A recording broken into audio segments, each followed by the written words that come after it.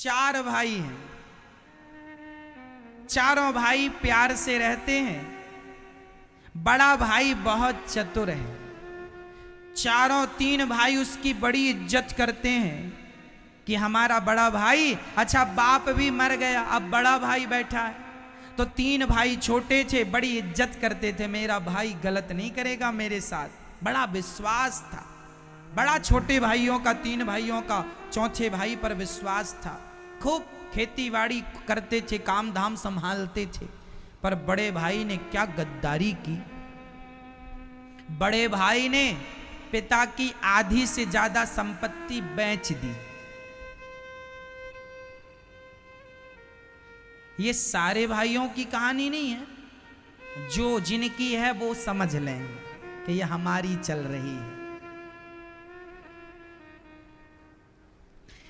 तो उसने सारी आधी संपत्ति प्रॉपर्टी बाप की बेच ली और बेचकर पैसा लेकर अपने नाम की प्रॉपर्टियां खरीद ली।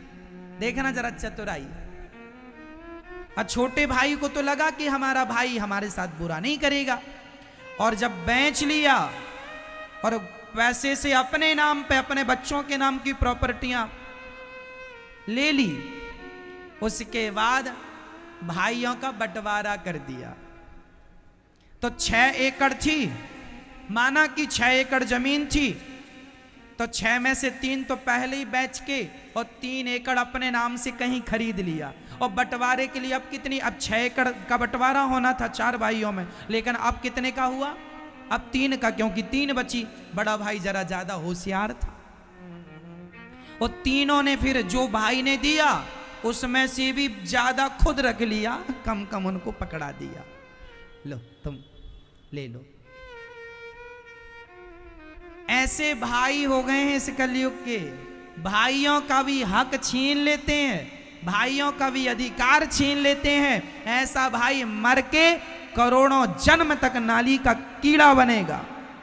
जो अपना भाई का सगा ना हुआ, अपने भाई के साथ तुमने गद्दारी की, क्या तुम्हें विधाता माफ करेंगे? भगवान तुम्हें दिखाएंगे, देखो हमारा भाई भरत और एक तुम गद्दार भाई। तुम अपने भाई के सगे ना हुए, किसके सगे होगे? अरे अपने भाई के साथ तो गद्दारी ना करो। विधाता तुम्हें इतने हंटर बजाएगा, नानी याद आएगी।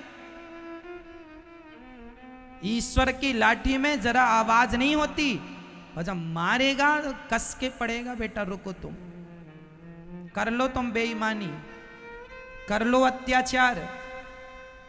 भाई भाई तुम बेईमान ना बनो। बंटवारे के समय ईमानदारी से चलो, ईमानदारी से चलो। किसी के हिस्से में 2 पिता अपनी मर्जी से दे रहा है, 2-4 फीट ज्यादा दे दिया, 2-4 चीजें ज्यादा दे दी, वो पिता की मर्जी, वो दे दिया, उसका अधिकार है। पर भाई भाई का जब बंटवारा हो, तुम दोनों बंटवारा कर रहे हो, तो 50-50 बांटना, बराबर बराबर करना। आप ही बताइए, कम ज्यादा का बंटवारा, तराजू के 2 पलड़े जब तक बराबर ना हो तब तक कोई हिसाब होता है? फिर तुम भाई भाई कैसे हिसाब कर रहे हो? ज्यादा कम क्यों, बराबर करो।